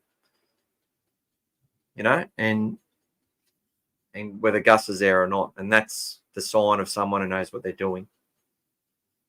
And that, and in a management role, that's what your idea is. If you run a family business and you've got your son coming through, you want him to run it as good as you. So you have to do it. You have to pass on the knowledge. You have to let them live it and understand it and breathe it. It's the same thing. Honestly, like what Penrith have done. Yeah. That is probably the good stuff. Anyway, I'm going to move on to some ratings. Let's get the ratings happening. Connor Tracy, 7.5 for the season. Carraz, an 8. Bronson Cherry, a 7. Stephen Crichton, 8. Josh Adokar, 6.5. Matty Burton, 8.5. Toby Sexton, 7.5. Max King, 8. Reed Marnie, 8. Sam Hughes, 7. Williami Kikau, 8.5. Jacob Preston, 8. Kurt Mann, 7.5. Jamin Salmon, 7. Bailey Hayward, 7. Josh Curran, 8. Curtis Moran, 7. Blake Taft, 6. Drew Hutchison, 6. Blake Wilson, 7. Jarrell Skelton, 7. Harry Hayes, 7. And Lipboy Hotboy, 6. Many people will disagree with those numbers. And you know what? If I was to run them through 3 or 4 times, there would be a few little changes that I would make to that, I guess. But as far as what the I had to look at injury and contribution over the whole season, and the big, as well as big moments. Many would say, was Stephen Crichton more influential than Matt Burton? I think he was potentially off the field, but on the field, obviously his leadership is good, and he's got the players in. He's won their hearts and minds. But what Matt Burton, his importance to us was proven when he didn't play for us. And look, we had our first win against Newcastle. We had Sexton and Hutchison turn up for that game. There was no critter in that game, and we got away with it. And we won it quite well and quite easily. There's a bit of baby Broncos about that, you know what I mean? It was just such a dominant 80-minute performance that had its ebbs and flows. Newcastle just couldn't put on a try to save their life in that game. But looking at that, you could just see through the kicking game alone, he's so important to our where we play that game of rugby league and the wins that we have. The field goals that he stepped up and got, the fact that he took his hand off took his foot off the pedal a little bit as far as trying to steer. Well, didn't take his foot off the pedal, but took his hands off the steering wheel. So he's just more of the running, less of the steering. Would have been hard for him to do because it sort of went from being his team to, no, it's got to be Toby's team a bit more, you sort of got to feed off each other a bit more. And I know you want to kick the ball but we're going to let Toby take over for parts here. We're going to let Drew take over. So for me, he was our player of the year for Viliami Kikau. The leadership he showed, sometimes it was detrimental. But the amount of minutes he played at full throttle,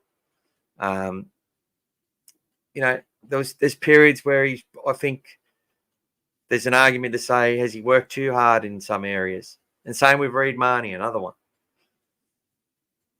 Does it nullify? You've got to take the full package. And with the full package, Reid Marnie was one of the best players in our team. Okay? The amount of try assists he got through the season there's no hooker that got close, I don't think. His passing was just at another level. So I was very, very happy with the way he went about things.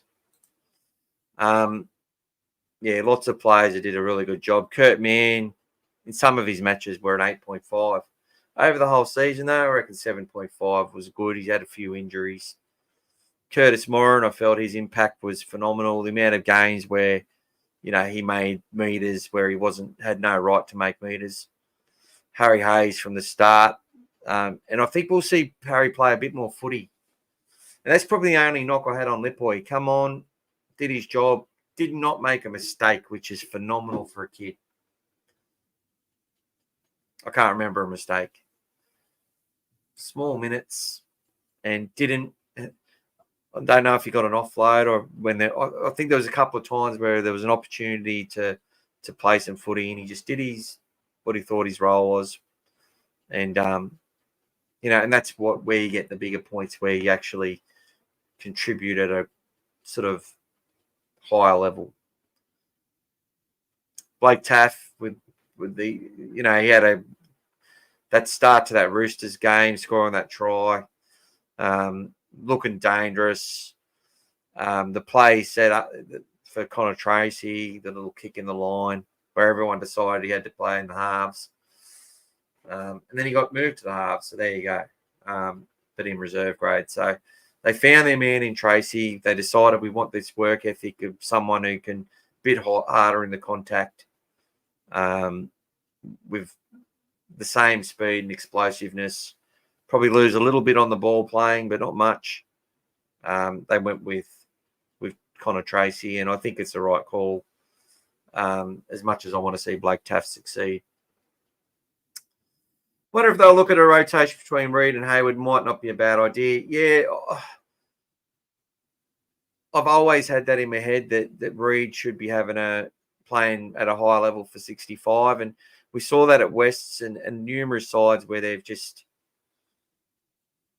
given allowed them to go even harder for a shorter period of time, and then had the energy come on.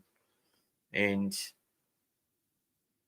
yeah, I think the danger with that in developing footballers, though, is that you develop that player who only gets to play 15 minutes. And I see that it happens to a few of them. Like, I look at that Tom Starling and I go, he should have been a player who's playing, 70, 80 minutes as a hooker now, or 65 minutes. And maybe he is, but he just hasn't come on to the level that you thought he would have, because he had so many of those 20-minute stints or 15 minutes either side of half time. And, it's a hard thing. It's a hard thing to have.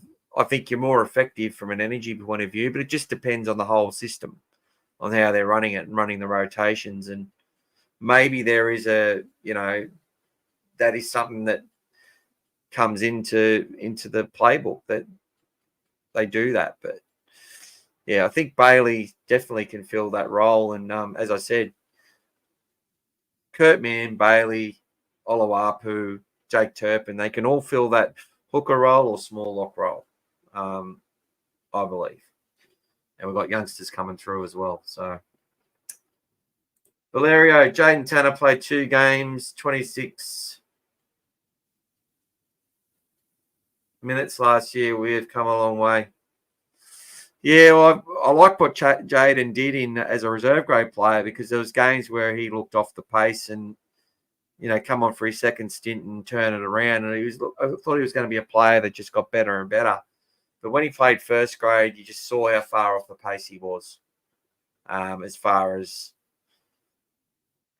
what he needed to do was too far of a bridge to close for what we needed. But good on him, man. Good on him. Win 5 in a row. Fuck's sake, I'll be happy with 1. You think the ratings are spot on? No problem, Valerio. Thank you, mate. Appreciate that. Burton also didn't play in that game. Which game was that? No, Burton didn't play in the Newcastle game. And there's a couple of games he didn't play in. Cowboys game. Serrato and 8. Yeah, I'll probably do a scorecard thing for all the players too, like effort, attack, defense, something to do. And try not to be cookie cutter about it. Try to actually be in depth. People would see value in that. See if there's anything else that I can see or that others can see that can draw attention to something positive that's happening, or something that needs to be looked at. Who knows? But I think Serrato we definitely get an A for defense. I think for effort, we get an A. For attack, I think we get a B. I think our attack was underrated. Execution, probably a C+. Game management, probably a C+. But in saying that, to win those games, we had to manage them pretty well. We managed where we left the ball. We managed how we approached the defence. And all the effort areas were there. The support plays were there. The support runs. The decoy runs from Max King this year.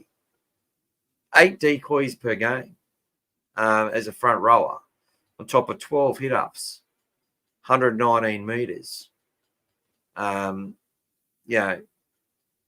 Second average post-contact per game, per hit-up, outside of Hughes.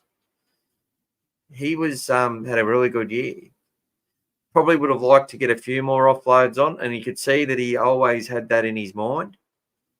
But what a year Max King had. What a year. The fact that he played busted again to get through 19 matches, and I felt his performance on the weekend was great as well. It was top-notch. Critter and Berto were on Origin duties 32-2. Yeah, mate, 100%.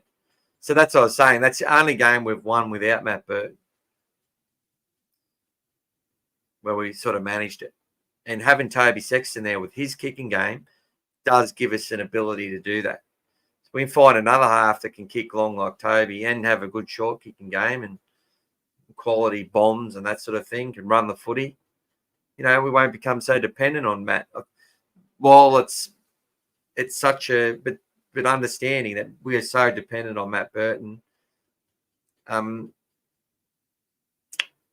Like really, in the context of things, he's almost as important to us as Nathan Cleary is to the Panthers. Well, he's probably more important to us. He's up there with Tommy and all that, as far as the impact he has on his team. And a lot of people don't realise that until, don't know what you miss until it's gone. Then he got knocked out by Dom Young. Yes, Blake Taff, when he was just coming good. He just cleared out the cobwebs, got rid of the nerves. Knew that he got to come here for an opportunity on $250,000. Could have arguably been, already played enough games at fullback to be developing a real career there. And it just then got knocked in the head. Tracy come in, did a phenomenal job, and the rest is history. What do you think they'll change in terms of their approach to next season? D says. Thank you, D. Good question. I think there will be I think the program will be to build the minutes of a couple more big men and have real competition in that spot. And so we're not left short, so we can have better balance in what we do. And yeah, it's so hard to tell. Like I'm sitting there writing out my best 17, and it's so hard. And that's such a good thing. Now, from the coach's point of view and from the club's point of view, it may not be as hard for them. You know what I mean? They may know what they've got under their bonnet, and how it's going to start that next season, having everything where it needs to be.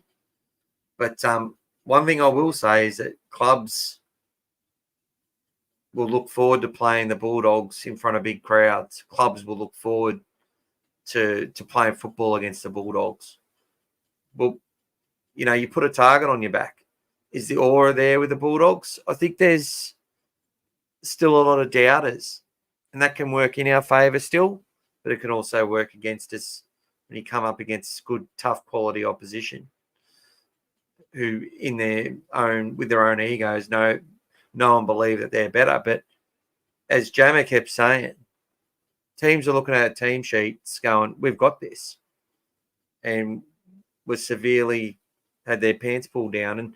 And even Manly, after the period that they had in that game 2 weeks ago, they weren't nowhere near as effective. And you have to give credit to players like Olakau'atu and Paseka, who kept at it, and Lodge, who just kept grinding and kept at it and had their moments, which helped them win that match. So while we dominated and worked so hard, they never gave up. They never stopped. But we made a player like Josh Alloy and a couple of others, and the Carl Lawtons who tried hard, and you had Bullimore who scored that try. They didn't look as good as they can look, if you know what I mean. We nullified a lot of them and nullified them often, but not when we needed to. And the superstars come out to play, and we felt the pain. So as far as approach goes, I think there'll be similar actions around the juniors. A lot of, you get that early season wave that come through. Who are the 2 or 3 which are going to progress further? Who are the SG ball players, and who are the players that are coming from the country games through the pathways, Bulldogs and Greater Northern Tigers? Who are the players we're going to draw into the club from outside?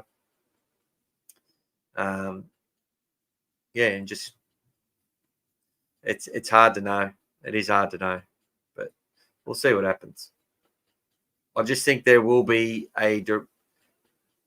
I think they know they're going to have a bigger team that can go long minutes and do what they want and need, and they'll have a lot more depth, and they'll play a game plan around that, because obviously they've had to play that game plan around carrying the smallest, lightest team that I've seen ever in the competition for a long time, amongst the way it is at the moment. You know what I mean?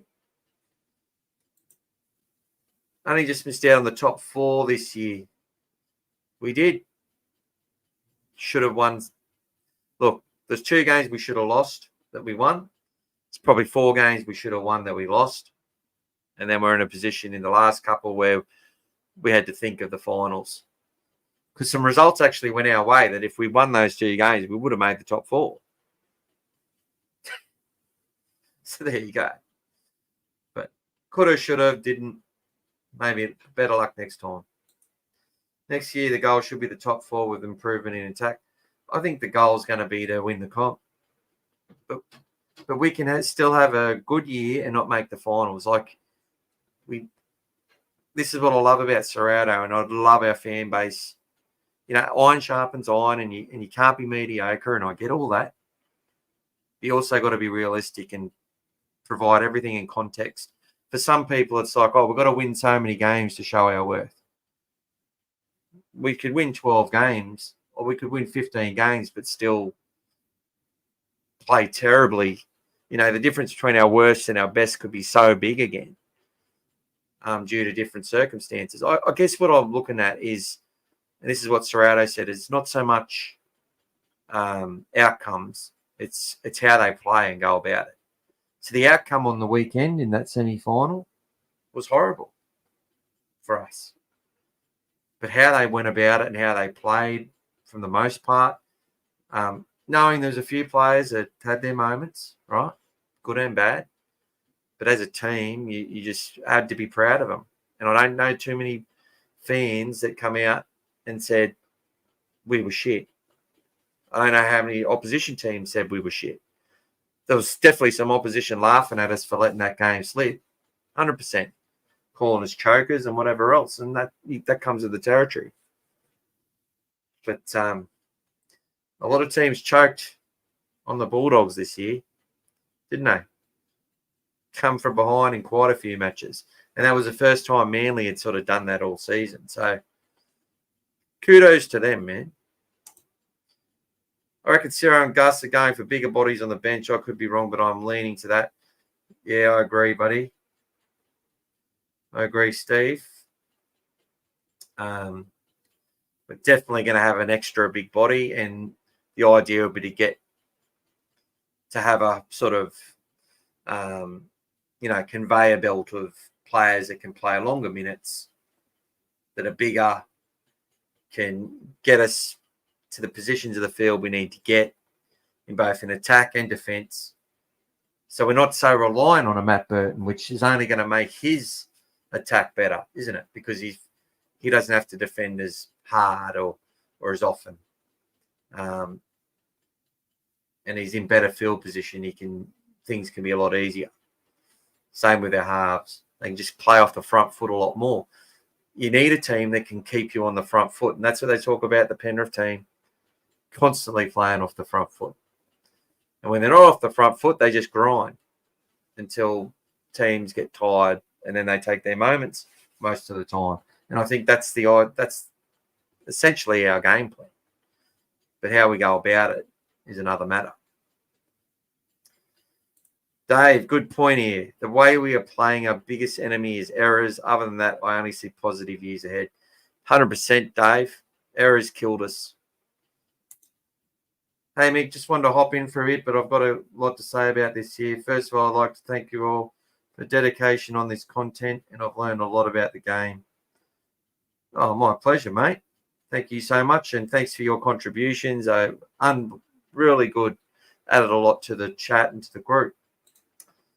Dave says, what about in terms of looking to more the back end of our season energy-wise, or is it starting fast the priority? I think when you go through the minutes played and you look at each player and you look at the minutes they played each game, you could see there was definitely, it wasn't just context of the game and who the opposition was. That's definitely the most part. But you could see there was a program in work there for different players to get them through the season. There's definitely a plan there, plan A, B, and the season was broken down into segments and parts, and obviously there was, plan Bs and Cs they have to implement with injuries and whatever else, and then you got your backup players and what they're going through on and off the field and all that sort of stuff. It's a big management, right? But they're sitting there, and there was definitely a drive to get through that long season and be as competitive as they could be for as long as they could be. And for me, they were as competitive as you could expect in that semi-final. And, I think starting fast, I don't think it's – I think it's more about longevity and progress.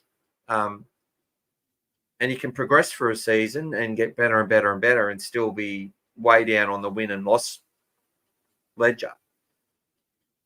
But I keep bringing Penrith up because there's so many, links towards what they've done and to what we're doing. And we're not the only team, by the way. But when they're sitting there, you always look at their first games of the season. They rarely blow a team off the park. Rarely. It's a clunky start in attack.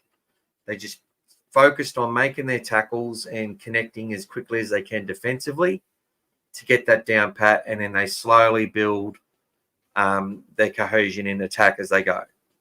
And then they have to plan for how they utilise the kids coming through for when they have their origin and stuff like that, because they know that they're planning for that. And Canterbury will start planning for that as well. We've got, all right, so what's the plan for Stephen Crichton when he goes to origin? Because they can plan for that. Burton, we expect him to be there. We know he's doing this stuff well, and he's got another season under his belt. He's just going to do it again and again. So that's how we evolve. We just evolve through our experience as a start, and then have that competition for spots and how they sit there. So Sam Hughes, they should be able to, whether he starts in reserve grade or starts in first grade, he'll go out there knowing that he can, having that season under his belt, he can play 20 to 25 minutes under sufferance or off the front foot, play longer, and then come on again and play another 15, 20 minutes. And his average starts going up to 40 minutes a game, or 35 minutes. This year it was 31 minutes or 33 minutes. It might be 40 minutes next year. Max King, 51 minutes average this year. Josh Curran, the exact same. Josh started more games for the bench, but they have the same average minutes, right? How they manage that going forward, and how do they manage these other players? Kickout, 80 minutes every week. Preston, 80 minutes every week. But do they need to play them 80 minutes? If they've got that quality and depth, they can contribute just as well to the team in all the areas, the kick chase, damage with the ball, running decoys, running supports, and actually lift the intensity and energy off the bench every time they run out there. The more quality we've got, the more people we've got doing that. And then a Harry Hayes comes on, and instead of having to play in the middle, they can come on and say, look, you're playing right edge this week. We're giving Kikau a break. They can just say, we're going to give our player a break because we've got the depth and we know that he can do it. He comes in and goes bang, bang, bang. Not only contributes, but helps us win the match with big plays. Like, that's what they're going to build out of these juniors. That's what I see at these good clubs, man, and that's what we're becoming. And as I said, whether we make finals, if we don't make finals next year, everyone will say, oh, it's a failure and blah, blah, blah. Like, there was even idiots trying to say it was a failure because we got so many great recruits. I'm like, at the start of the year, didn't they just say that Crichton was a good recruit and that, Blake Taft's pretty good, I guess. Tracy's not a bad fringe player, another utility. Well, Josh Curran's a goer, but another one who's been coming off the bench. They said our recruitment was shit. And many of the fans agreed. Many of the fans agreed. And we're sort of joking with people making fun of us. How wrong we were. Back to Mike. The Dogs in general, yes, I've been a fan for years, but for the past few years, I've looked deep into the past and about our history. I've been very interested and invested about it. This year has been special due to the 2024 theory. Yes, it didn't become true, but it's not about the destination. It's about the experience, and that's exactly what Mike got. Although the theory actually motivated me to do this, I wasn't able to do. I got motivated to work out 6 days a week due to the Dogs. Did better in school due to listening more to podcasts about the game and made a lot of friends along the way. Again, despite the theory being not true, the experience I got this year was priceless. I also became more social, got out of my introverted shell and talked to the kids at school that I wouldn't think I was able to do and really got to know a lot of people. Again, I appreciate you, Mick, for taking up your time talking about the best team in the world. The Dogs this year also motivated me to possibly try out rugby league next year. Overall, this season has been magical and I couldn't be more prouder of the boys. I was at the game against Manly and many people didn't see us having a chance after the last 2 weeks. The boys fought extremely hard for the majority of the match, but sadly it wasn't our day and our year. But I know the boys will be hungry for next season and I know they will all put in the effort. Mate, that's bloody brilliant. Thanks for sharing that. I'm so glad you've had a really good personal journey through supporting the club and for connecting through people. And that's why I do this, mate. I've made better connections talking with people. Also been frustrated as hell with this fella here. It pisses me off on a daily basis, but it's all from love, you know. And to see that you've had a really personal growth and feel like you're part of the family and you're increasing your family, broadening your own horizons, mate, that's fucking inspirational and you should be proud of yourself. And to come and articulate that here, even via chat, mate, you can do anything you want. And if the Bulldogs have proven to you that's the case, mate, fucking go for it. Go play footy and run hard in the middle. If it's not a game for everyone. If it's not for you, it's not for you. But that doesn't matter. Give it a crack. Mate, I used to fucking run hard and get smashed and get winded by people. You know, I remember my first game of rugby league. They're like, it was videotaped, and they're like, you took eight hit ups, but you made no meters. You know, and you used to stop when I got to the line. But I found my spot in league and had a few good games, and you know, not everyone's good at league. I love playing soccer. I love playing cricket. I love playing basketball. I love playing golf. But mate, to get out there and fucking run the footy, have a go, find a community. It's tough, you know, and there's some people in the game who play it, have got a bit of ego, and sometimes it can be a really scary place. But mate, get out there. If you get out there and run hard and try your best and don't make excuses and try and make your tackles, you'll get a lot of friends and a lot of fans from that. And you'll be happy with yourself. And whether you're playing 5th division or just representing your school or just playing with mates on the weekend, doesn't matter. Go out there and have fun, mate. That's what it's all about.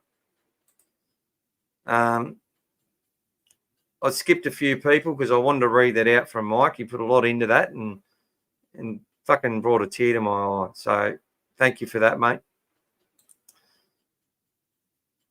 All right. Mark, great going, Mike. Dave, well said, Michael. Reading your comments and stats has definitely been a highlight for me this season. So you've actually really contributed so well, man. And we thank you so much. Is Liam Knight at the Dogs next year? I don't think he's there, Matt. I think, which is sad because I'm sure Danica people like seeing Danica at the awards. But anyway, she might be the MC next year. Who knows? I think Liam. They're saying Liam will end up at with South Sydney because Wayne's got a bit of a hard on for Liam. So there you go. Hopefully, he can win us a premiership, Mike. Well, who says you can't, mate? Get out there and give it a crack and see how you go. Still wanting to adopt Mike, 100%. Dave, nice smile. Chatting with the animals. G'day, Jason. How you going, my mate? Fucking want to catch up with you soon, my friend. Devastating way to go out, Bulldogs fans. There was long periods of the game where I was really impressed with your game, play and willingness to get up fast in defence and be tough and intimidating. Thank you. Very well said, mate. Jason's look, I hate the Broncos, as everyone knows, but Jason supports the Broncos. We did for a very long time with a lot of heart. Rode every wave. A lot of Broncos fans are fair weather fans. They just go, for the tries and for the wins. A lot of fans are like that, but Jason's a true Broncos fan and a good mate of mine. So thanks for coming on, Jace. Appreciate it, mate.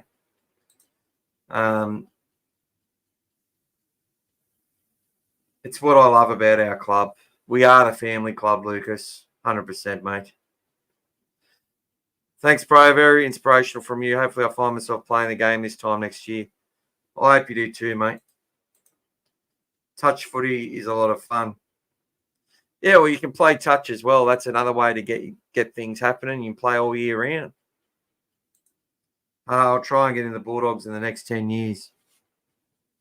Mate, people do it. And you can have a long career. Like, I'll tell you something now, Benny Barber, at the Indigenous knockout last year, he was still one of in the top 5 best players in that knockout. And they had some good players in that knockout. He could still play NRL. So you could be playing, make your debut at 26 like Cody Walker. And be playing when you're 40. If may not happen, but go and enjoy yourself. Have a good go at it. Mate, full credit to Danica. She could have ended up with any footballer and she clearly didn't chase the fame and the coin. Maybe he's solid in other areas. I think he'd be really solid, mate. He doesn't seem like a soft cock, put it that way. I look forward to seeing more of that next year. 100%. All right, guys. Well, there's a lot that we're going to talk about in the coming weeks. We'll look at all the players that are coming. I probably wanted to talk about, Leo Thompson was mentioned. You wouldn't say no to him. You've still got RCG out there. Don't know where he's landing. But if these sort of players come to our club, probably expecting someone in the top 30 makes way. Everyone already knows who they would be getting rid of, but we've got to see. We do have room in our cap. That's one of the good things they've done. They've got the money there if they need someone, and they're able to fill spots with short-term contracts and pretty small wages while they wait for the right person to either emerge or to become available. So that's a really good thing. Always good to get a shot. Got to risk it for the biscuit. Like, subscribe, and share. It really helps. Thanks, Jace. And I just want to say a big thanks to Chopper, who donated some of his hard-earned, had some good comments, and joined All Things Bulldogs group. So really happy with that. Much appreciated. And look, guys, we've been going for 2 hours and 10 minutes. I wanted to go under 2 hours because if I do, I can then make clips out of it. But now I can't. Automatically with AI, now I have to do it manually. So, but that's all right. I've had a bloody great year so far. It's not over. We're still at Jersey Flegg. Still up for that, guys. Not this weekend after, Jersey Flegg Grand Final. Let's go, the Dogs. We'll be playing, I think, either Canberra or Penrith. I assume Penrith won on the weekend. And that'll be a bloody great grand final that we'll see. And that's our second grand final in succession in Jersey flag, which is fantastic. It's fantastic, Jason. Imagine our... here we go. Something's going on here. It's not letting me press the button. Trying to click your... Yeah, we're having a bit of an issue here. Oh, here we go. Imagine RCG in a reunion with Ciro at the Dogs. I wish. Well, it could happen. Could happen. I think we're a better chance than the Broncos. We do podcasts in the off-season. I surely will, mate. I've got a lot of work on, which is good for me. But I always make time to have a chat with my Bulldogs mates.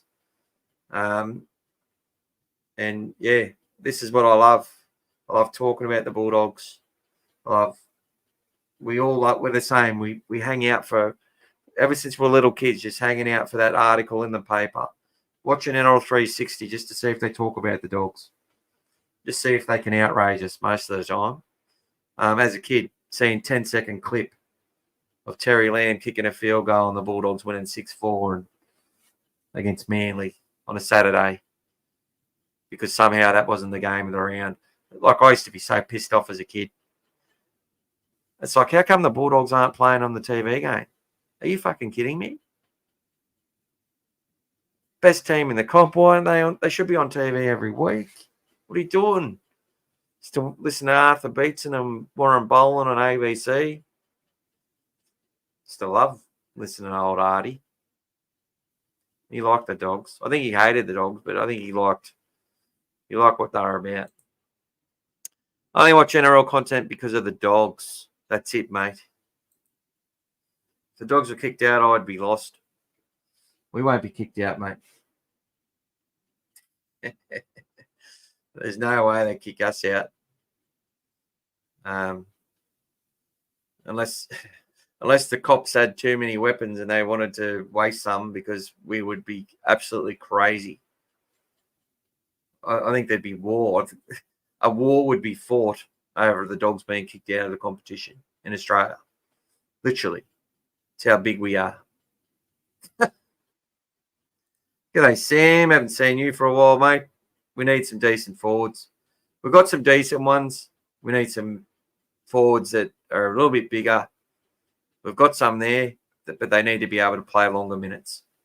When we do that, we're going to have a better balance and better depth and a less dependent game plan on the boot of Matt Burton, which we need to evolve past that. We do. Because imagine how good he is when he's just a complete asset and not a bloody essential to us winning every game. When we go out and win every game in the future. Thanks for all your insights this season. It's been awesome. It's been great listening to what all the Bulldogs fans have to say. Thank you to Lucas for all your insights. And Mike says, don't worry, guys, I'll grow another foot taller and bulk up and then have a coffee with Gus. Well, when you do, can you get him on the podcast? Because I'm sure it would be compulsive viewing. Oh, you won't let me go, will you? Most improved player next year. Jack Todd. There we go. All right, guys, I'm going to head off. Thank you so much for everything. If I didn't get everything I said that I planned to get through in the preview for the game, for the podcast, I should say, I'm sorry. We'll get onto it. We've got lots of time to talk. And much appreciated, everyone. Terry Lamb will come out of retirement. He would for us. He would. I tell you what, he's beat up, they old Terry. God. All right. Anyways, have a good night, everyone. Dave laughing. Go the Dogs. Thank you so much, everyone. Let's go. Good night.